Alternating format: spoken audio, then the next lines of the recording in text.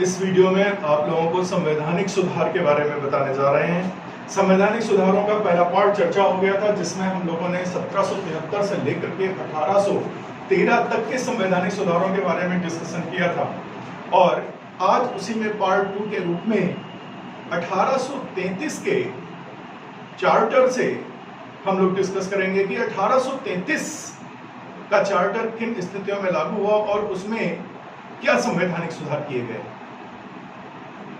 जब 1833 की चार्टर की बात आती है तो देखते हैं कि उधर ब्रिटेन में एक औद्योगिक क्रांति जो हुई, उसका भी असर हमारे 1833 के चार्टर में देखने को मिलता है। साथ ही साथ वहां पर उदारवादी सरकार थी, उसकी उदारवादी नीतियों का क्रियान्वयन भी हमारे 1813 में देखने को मिलता है, और साथ ही साथ इसमें लेसेस फेयर सिद्धांत की छाप हमें देखने को मिलती है। यही नहीं, सचिव मैकाले और बेंथम के शिष्य जेम्स मिल का भी प्रभाव इसमें हमें देखने को मिलता है। 1833 में देखते हैं कि प्रशासन को पूर्णतया केंद्रित कर दिया गया, यानी अब यहां पर हमारी सपरिषद गवर्नर जनरल को कानून बनाने का अधिकार दे दिया गया और संपूर्ण भारत के कार्य क्षेत्र का कानून बनाने का उत्तरदायित्व सपरिषद उसे मिल गया। दूसरी चीज, यहां से जो हमारे डायरेक्टर्स थे उनका संरक्षण कम कर दिया गया, और इसके साथ ही साथ हमारे सपरिषद गवर्नर जनरल को अधिकारों की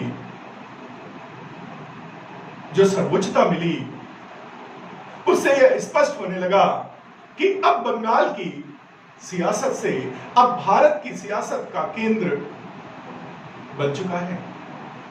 और साथ ही साथ हमें देखने को मिलता है कि अब यहां पर जो हमारी ईस्ट इंडिया कंपनी के द्वारा व्यापारिक गतिविधियां की जा रही थी, जिसका हमें संकेत पहले ही मिल चुका था कि 1813 में हमें व्यापारिक कार्यों को समेटना है, तो यहां पर व्यापारिक एकाधिकार पूर्णतया समाप्त कर दिया गया। अब केवल राजनीतिक हमारे कार्य क्षेत्र रह गए, राजनीतिक अधिकार रह गए, और हमारे भारत कि गवर्नर जनरल सपरिषद को कानून बनाने का अधिकार मिला। इसके उद्देश्य से एक विधि आयोग को गठित करने का रास्ता साफ हुआ, और विधि आयोग के अध्यक्ष की नियुक्ति का भी अधिकार हमारे गवर्नर जनरल को मिला।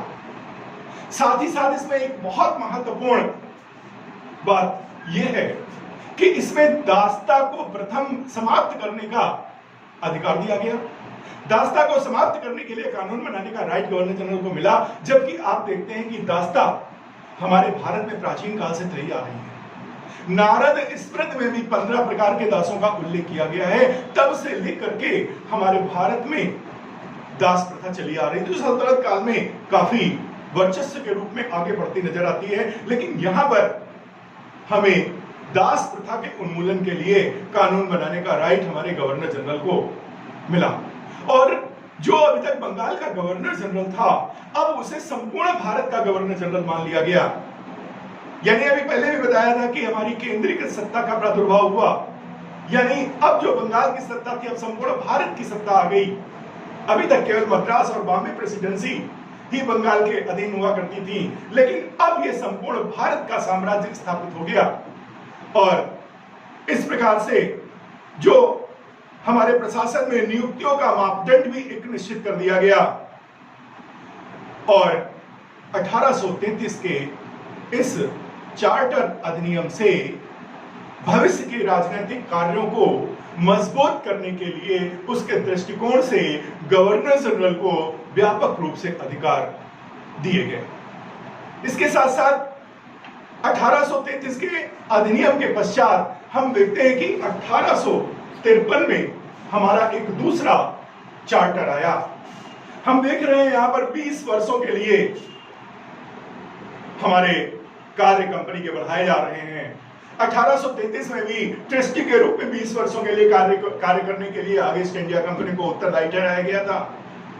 लेकिन जब 1853 का हमारा एक्ट आता है, इस एक्ट में कई महत्वपूर्ण चीजें नजर आती हैं। सबसे पहली चीज तो यह है कि भारत के लिए एक विधान परिषद के स्थापना का दायित्व हमारी गवर्नर जनरल के माध्यम से पूरा कराया गया। इसमें 12 सदस्यों की व्यवस्था की गई, जिसमें commander in chief, governor general के 4 सदस्य और उसके बाद जो 6 अन्य सदस्य थे, उसमें बंगाल का न्यायाधीश, कलकत्ता का न्यायाधीश, सर्वोच्च न्यायाधीश, इसके साथ साथ बॉम्बे, बंगाल, मद्रास और आगरा प्रांतों के गवर्नर को सम्मिलित किया गया। इसीलिए इस चार्टर को क्षेत्रीय प्रतिनिधित्व का प्रसार कहा गया है। पहली बार क्षेत्रीय प्रतिनिधित्व को इसमें दर्शाया गया है। पहली बार ऐसी संस्थाएं इसमें पल्लवित की गई हैं जो भारतीय प्रशासन की तरफ रुख स्पष्ट कर रही हैं। गवर्नर जनरल को अपनी परिषद पर वीटो करने का अधिकार भी दिया गया और विधानमंडल की स्थापना से भारतीयों को यह स्पष्ट किया गया कि हम आपके दायित्व को बखूबी निभाने के लिए, आपको अधिकार देने के लिए, आपको उसमें सम्मिलित करने के लिए प्रॉपर एक योजनाबद्ध तरीके से हम काम कर रहे हैं। उन्होंने इस तरीके से भारतीयों को संतुष्ट करने का प्रयास किया कि और साथ ही साथ परिषद में वाद विवाद पर चर्चा होने लगी, लेकिन वो मौखिक थी। उसमें किसी प्रकार का कोई भी हमारा गोपनीय तरीका नहीं था। वो वाद विवाद सार्वजनिक होते थे, मौखिक होते थे, लिखित में नहीं होते थे।